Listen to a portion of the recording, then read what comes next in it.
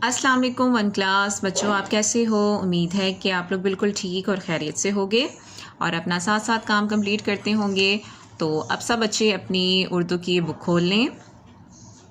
आप सब बच्चों ने पेज नंबर 38 खोल लेना है और यहाँ आज की डेट और डे मेंशन करेंगे। आज है 26 मई 2021 और आज दिन है बुध।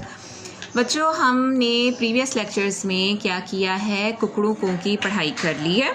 तो अब हम इसका बुक वर्क कर रहे हैं, जिसमें आज हम जानेंगे कि किस तरह से हम सवाल और जवाब को ज़ाहिर करते हैं।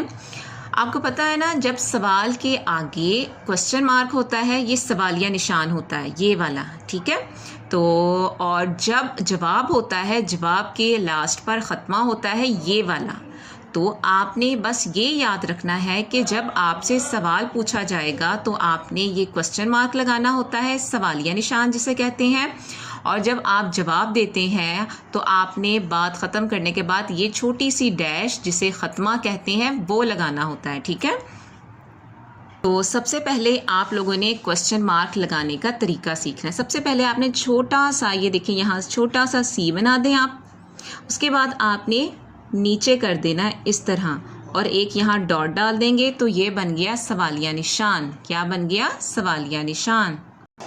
और अब आप लोगों ने ये चीज़ जो है वो ये सवालिया निशान हो गया। और जब आपने जवाब लिखना है तो जवाब के लास्ट पर आप ये ख़त्मा लगाएंगे, ये छोटी सी ये डैश, ठीक है, इसे हम ख़त्मा कहते हैं।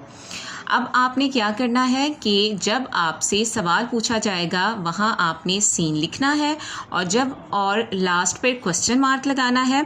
और जब आप जवाब देंगे तो आप जीम लिखेंगे और लास्ट पर आप ख़त्मा लिखेंगे, ठीक है, लगाएंगे। तो अब आपको पता चल गया होगा कि अब हमने नीचे जो है वो बुक वर्क किस तरीके से करना है। तो अब देखें, ये नज़्म मुर्गे के बारे में है। सवाल था ये नज़्म किसके बारे में है और लास्ट पर ये सवालिया निशान था और सीन से हमें पता चल गया कि ये सवाल है। तो अब ये जवाब है कि ये नज़्म मुर्गे के बारे में है। तो यहाँ हम लिखेंगे जीम और लास्ट पर हमने क्या लगाना है? ख़त्मा, ठीक है। अब मुर्गा कुकड़ू को बोलता है, मुर्गा कुकड़ू को बोलता है, इसमें हमें जवाब मिल गया है। तो यहाँ हम लिखेंगे जवाब जीम और यहाँ हम लिखेंगे ख़त्मा, ठीक है। और मुर्गा क्या बोलता है, अब ये सवाल था और ये उन्होंने जवाब लिखा था, यानी कि आगे पीछे किया था ताकि आपको पहचान हो जाए और समझ आ जाए। मुर्गा क्या बोलता है, जहाँ क्या लिखा जाए वो सवाल होता है। तो यहाँ हम लिखेंगे सीन। सब बच्चों को सीन लिखना आता है ना। तो अब हमें सवालिया निशान लिखना आ गया ना। छोटा सा सी बनाएंगे हम और उसको हम नीचे कर देंगे और यहाँ एक डॉट, ठीक है, ये हो गया हमारा सवालिया निशान।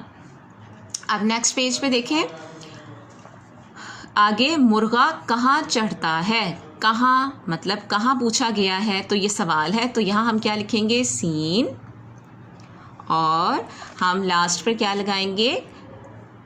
सवालिया निशान। ये सी बना के नीचे किया और ये हो गया सवालिया निशान। आगे मुर्गा खांचे पर चढ़ता है, मुर्गा खांचे पे चढ़ता है, ये हो गया जवाब। तो यहाँ हम लिखेंगे जीम और यहाँ ख़त्मा, छोटी सी डैश होती है। आगे मुर्गा अपने पर तोलता है, मुर्गा अपने पर तोलता है, ये जवाब है।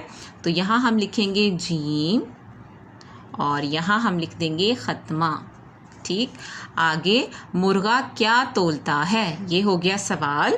तो यहाँ हम लिखेंगे सवालिया निशान और यहाँ हम लिखेंगे सीन। आगे मुर्गे की आवाज़ कौन सुनता है, मुर्गे की आवाज़ कौन सुनता है, ये कौन है।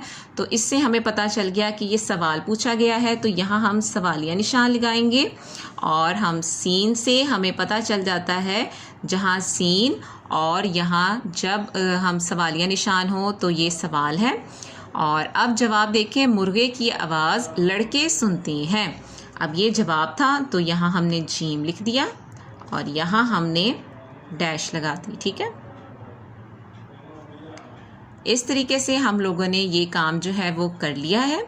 आप लोग इसे जो है वो समझकर काम करेंगे और इसको आप लोग याद करेंगे कि किस तरह कहाँ सवाल आता है, कहाँ जो है वो सीन लिखते हैं, कहाँ और कहाँ जीम लिखते हैं, कहाँ सवालिया निशान आता है और कहाँ ख़त्मा आता है। इंशाल्लाह नेक्स्ट लेक्चर में हम मज़ीद काम करेंगे। तब तक के लिए अल्लाह हाफ़िज़।